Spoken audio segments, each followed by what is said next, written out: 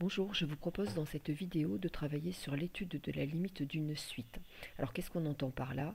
Eh bien, étudier la limite d'une suite, c'est étudier le comportement de UN lorsque n tend vers plus l'infini. Je vous propose un exercice et vous voyez qu'il y a dans cet exercice beaucoup de questions. Alors pour quelle raison? Eh bien déjà parce que vous le savez, en mathématiques, il faut s'entraîner beaucoup pour intégrer les différentes notions. Et aussi parce que j'ai voulu, au travers de cet exercice, vous montrer que l'étude de la limite d'une suite ne se fait pas uniquement par un lot de théorèmes, mais qu'il existe eh bien, trois gros groupes de théorèmes sur l'étude de la limite d'une suite, et qu'en fonction de la situation, eh bien, vous allez faire appel à l'un ou à l'autre.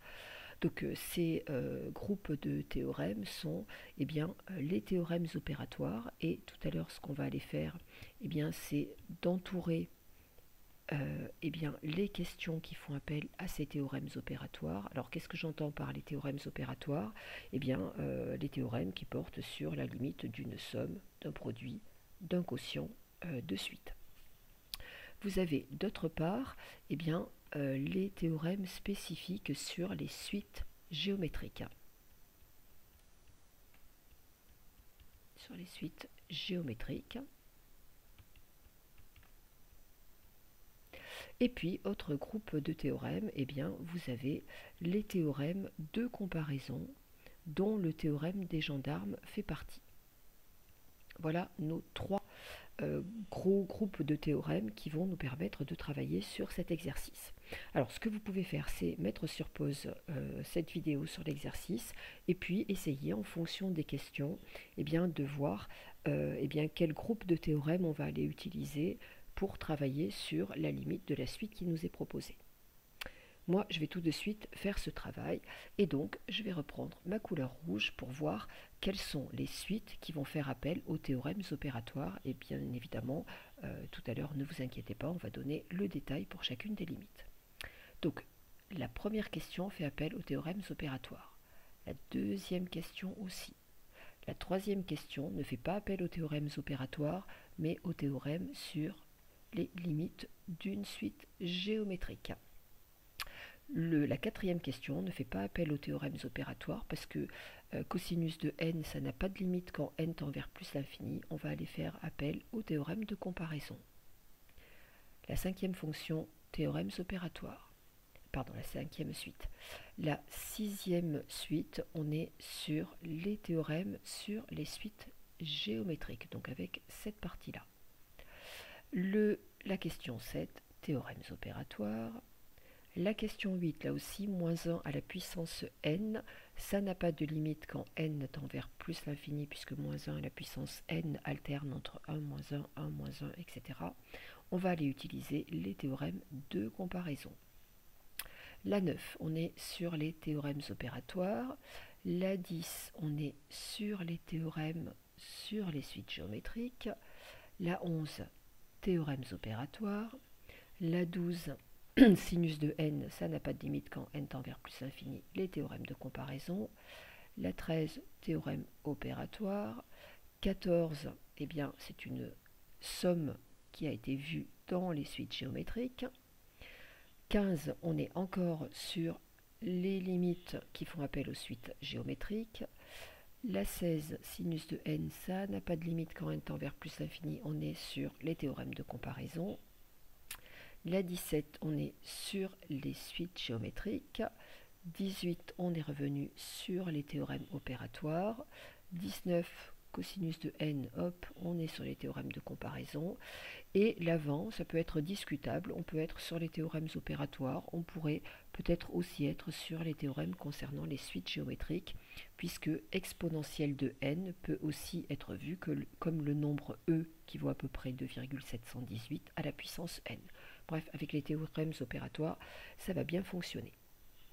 Ce que je vais faire maintenant, c'est aller travailler sur les limites de suite qui font appel aux théorèmes opératoires.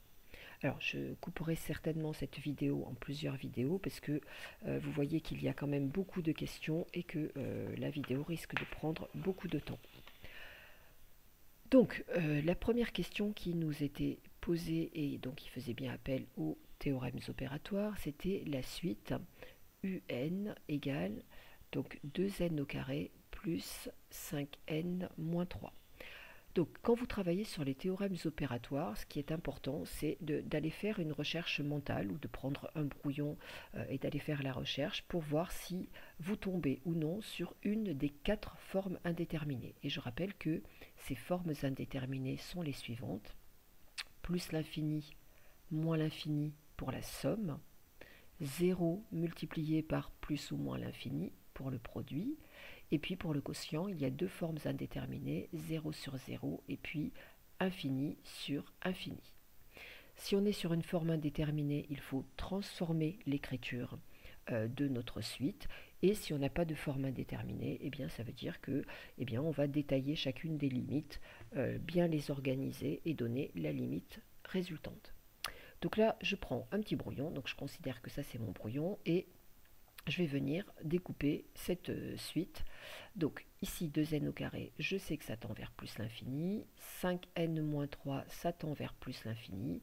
Eh bien, je n'ai pas de forme indéterminée, donc je peux détailler ma limite. Ici, je vais le faire bien, et puis ensuite, pour que ça aille plus vite, je ferai des bulles, et vous devrez savoir que il y a autant de bulles que de détails à donner avec de l'organisation à mettre en place. Donc la limite, lorsque n tend vers plus l'infini de 2n au carré, c'est égal à plus l'infini. La limite, lorsque n tend vers plus l'infini de 5n moins 3, c'est égal à plus l'infini. Et donc, par somme, eh bien, la limite de un lorsque n tend vers plus l'infini, la limite lorsque n tend vers plus l'infini de un, c'est égal à plus l'infini. Voilà pour cette suite. La question 2 était aussi à faire avec les théorèmes opératoires, donc il s'agissait de un égale 2n au cube moins 4n au carré plus n moins 7. Pensez bien à mettre sur pause la vidéo et à faire les travaux par vous-même. Donc 2n au cube, ça tend vers plus l'infini. Moins 4n au carré, ça va tendre vers moins l'infini. Hop, stop, on a une forme indéterminée qui est plus l'infini, moins l'infini. Cela veut donc dire que on ne peut pas travailler comme on a travaillé dans la première question et qu'il faut changer l'écriture de cette suite. Alors, dans vos cours, eh bien, vous aurez appris à lever ce type d'indétermination et on vous aura dit que pour lever ce type d'indétermination, il faut mettre en facteur la plus grande puissance. Donc la plus grande puissance, c'est n au cube, qui est donc facteur de 2 moins 4 sur n, plus 1 sur n au carré moins 7 sur n au cube. Chacune de ces parties-là, hop, tend vers 0. Donc on peut dire que la limite quand n tend vers plus l'infini du crochet 2 moins 4 sur n, qu'on peut donner en général immédiatement, moins 7 sur n au cube, c'est égal à 2. D'autre part, la limite quand n tend vers plus l'infini de n au cube, c'est égal à plus l'infini. Et donc, par produit,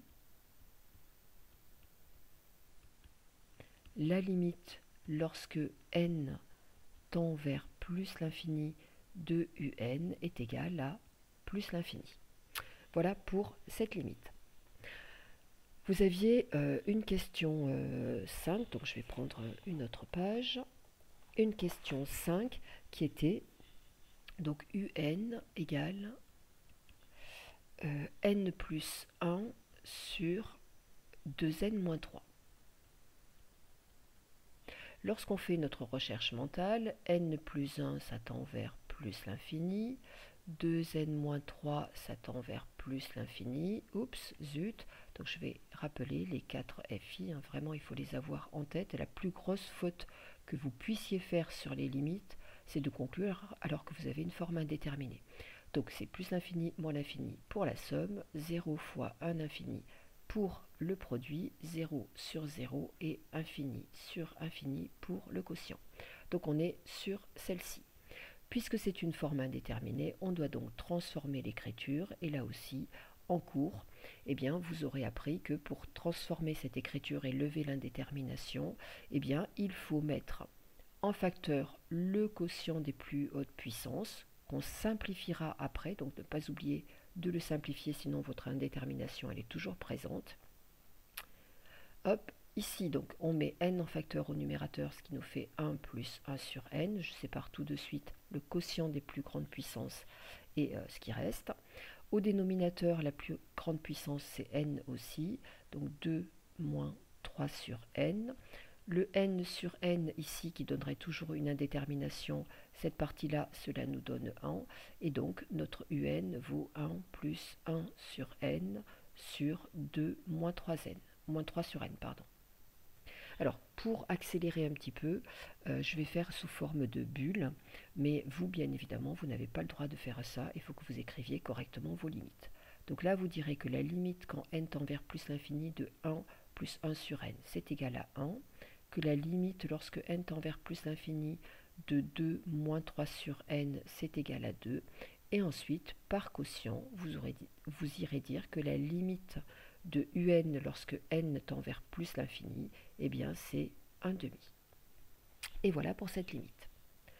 Il y avait la question 7 qui était donc un égale moins n au carré plus 4n plus 3. Je fais ma petite recherche mentale.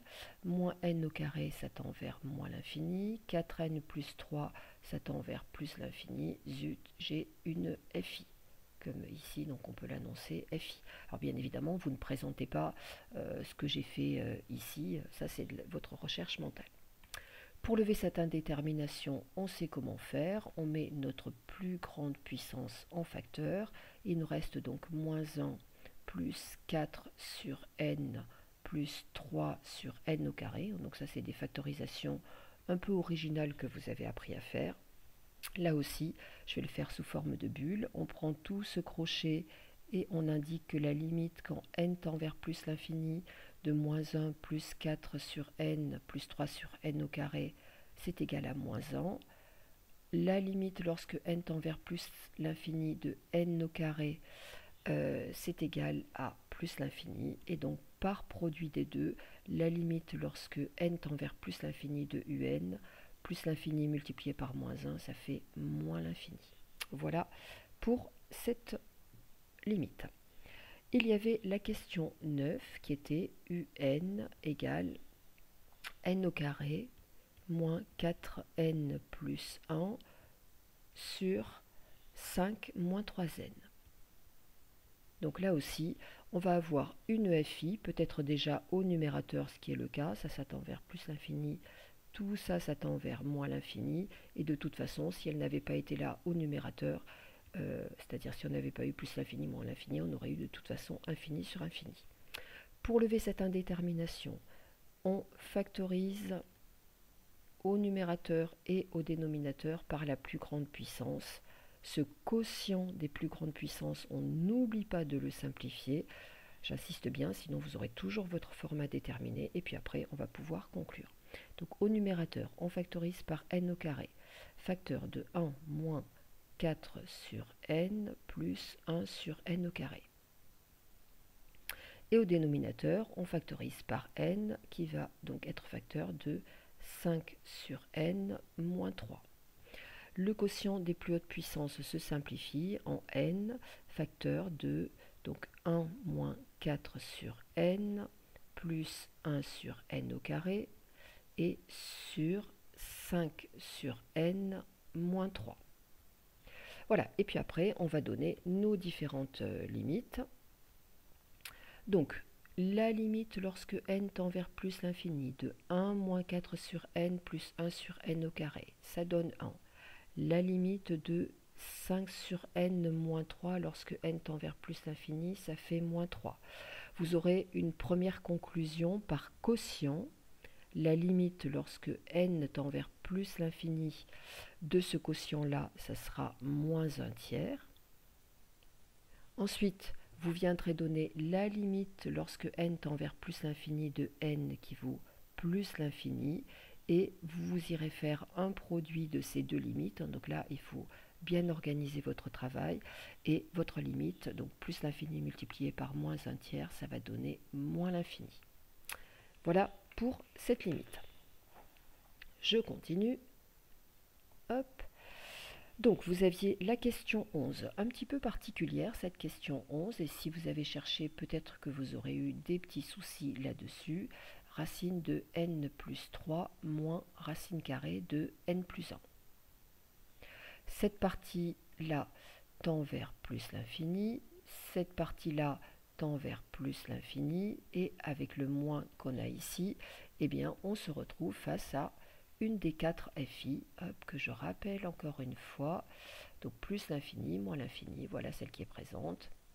Il y a aussi 0 fois l'infini, 0 sur 0 et infini sur infini. Ça vraiment, il faut que vous ayez en tête ces formes indéterminées. Alors, dans ce cas de racine carrée, eh bien, c'est un procédé qui va être différent des procédés qu'on a mis en place précédemment. Et en fait, on va aller utiliser l'identité remarquable a moins b, facteur de a plus b, qui est égal à a au carré moins b au carré. Puis là, vous pourrez me dire comment on peut utiliser cette identité remarquable. Par une petite astuce qui consiste à se rappeler que quand on a un nombre que j'appelle le t, rien ne nous empêche de venir multiplier ce nombre par un autre nombre. Alors bien évidemment, t n'est pas égal à t fois a. Par contre, si on vient multiplier et qu'on vient diviser aussi directement, eh bien ça veut dire qu'en fait, on a multiplié par 1 et que l'égalité est donc vraie. Ça veut dire que ce un, en fait, qu'est-ce qu'on va penser à faire? On va penser à le multiplier et le diviser en même temps par, alors j'aurais écrit ce qui était là, pardon, hop, il n'y a pas cette petite parenthèse qui se termine ici. Voilà, donc racine carrée de hop, n plus 3 moins racine carrée de n plus 1. Et tout ça, on va venir le multiplier par racine carrée de n plus 3 plus racine carrée de n plus 1. Et pour que l'égalité qui est ici ait bien lieu, eh bien on a multiplié, il faut donc diviser. Donc ça veut dire qu'on annule en fait cette multiplication en redivisant. Au numérateur, on se retrouve avec une identité remarquable, donc racine de n plus 3 au carré moins racine de n plus 1 au carré. Et ce qui est très bien, c'est qu'une racine au carré, ça disparaît, et au dénominateur, racine de n plus 3 plus racine carrée de n plus 1. Au numérateur, cela nous donne donc n plus 3 moins, attention, entre parenthèses, n plus 1 sur racine carrée de n plus 3 plus racine carrée de n plus 1.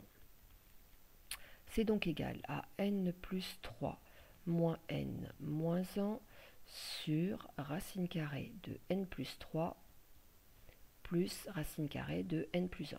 Voilà, vous voyez que pour lever une indétermination, des fois on passe du temps d'un point de vue calculatoire. Les n s'éliminent, 3 moins 1 cela donne 2 sur racine de n plus 3 plus racine de n plus 1. Et là, on va se rendre compte que cette quantité-là, donc il faudra détailler les limites. La limite lorsque n tend vers plus l'infini de racine de n plus 3, ça fait plus l'infini. La limite lorsque n tend vers plus l'infini de racine de n plus 1, ça fait plus l'infini. Donc on ira donner une première conclusion sur cette somme par somme. La limite de la somme de ces deux racines fait plus l'infini. Et on ira dire ensuite que donc la limite lorsque n tend vers plus l'infini de un, 2 sur plus l'infini, eh bien ça nous donne 0. Voilà, il ne reste que deux limites pour ces théorèmes opératoires. Et ensuite, je vous renverrai à une autre vidéo, parce que sinon ça va faire long pour les deux autres lots de théorèmes sur les suites géométriques et sur les théorèmes de comparaison. Donc il restait la question 13 qui était un égale donc 4 moins 1 sur n et sur donc 2n au carré moins 3. On regarde s'il y a une FI ou pas, et je rappelle, donc il y a 4 FI plus l'infini moins l'infini, 0 fois l'infini, 0 sur 0, et puis infini sur infini. Si on n'a pas une forme indéterminée, il n'y a pas lieu d'aller transformer, et on travaille en direct. Le numérateur ici, il va tendre vers 4, le dénominateur, il va tendre vers plus l'infini, donc il n'y a aucun problème et on peut détailler. Tiens, cette fois-ci, je vais le faire correctement. Limite lorsque n tend vers plus l'infini de 4 moins 1 sur n, ça donne 4. La limite quand n tend vers plus l'infini de 2n au carré moins 3, c'est égal à plus l'infini, et donc par quotient, la limite lorsque n tend vers plus l'infini de un, c'est égal à 4 sur plus l'infini qui donne 0. Alors bien évidemment, ça va plus vite d'écrire avec des bulles, mais vous n'avez pas le droit de faire ça. Le 18, la question 18, c'était un égale moins 5n plus 2 sur n au carré moins n plus 3. Recherche mentale, le numérateur tend vers moins l'infini, le dénominateur, donc ce bout-là, tend vers plus l'infini, ce bout-là tend vers moins l'infini. Donc déjà, on a une FI ici, et de toute façon, on en aurait eu une avec le quotient. Donc on transforme factorisation au numérateur et au dénominateur par les plus hautes puissances, et ce quotient, je le sépare pour le simplifier après. Au numérateur, donc quand on met n en facteur, il nous reste moins 5 plus 2 sur n. Et au dénominateur, quand on met n au carré en facteur, il nous reste 1 moins 1 sur n plus 3 sur n au carré.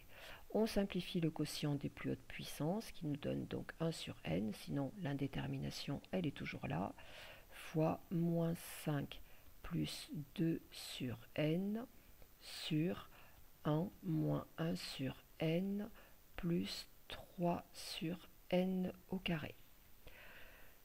Et puis on va détailler maintenant la limite lorsque n tend vers plus l'infini de moins 5 plus 2 sur n, cela donne moins 5. La limite quand n tend vers plus l'infini de 1 moins 1 sur n plus 3 sur n au carré, ça donne 1.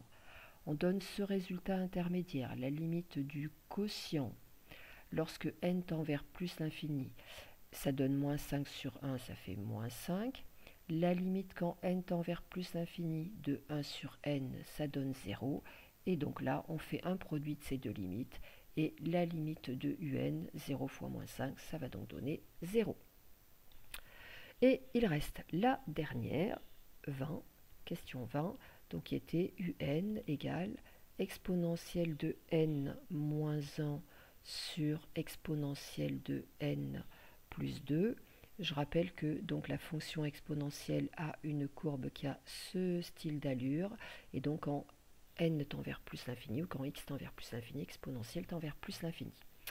On a donc ici une limite qui vaut plus l'infini, une limite qui vaut plus l'infini, et donc une forme indéterminée. Donc on transforme et on peut opter pour un théorème similaire, c'est-à-dire qu'en fait, eh bien on va factoriser au numérateur et au dénominateur par exponentielle de n. Hop, donc multiplié par 1 moins 1 sur exponentielle de n, et au dénominateur 1 plus 2 sur exponentielle de n. Exponentielle de n sur exponentielle de n, hop, ici, cette partie-là, ça se simplifie et ça donne donc 1. Et il nous reste donc 1 moins 1 sur exponentielle de n sur 1 plus 2 sur exponentielle de n.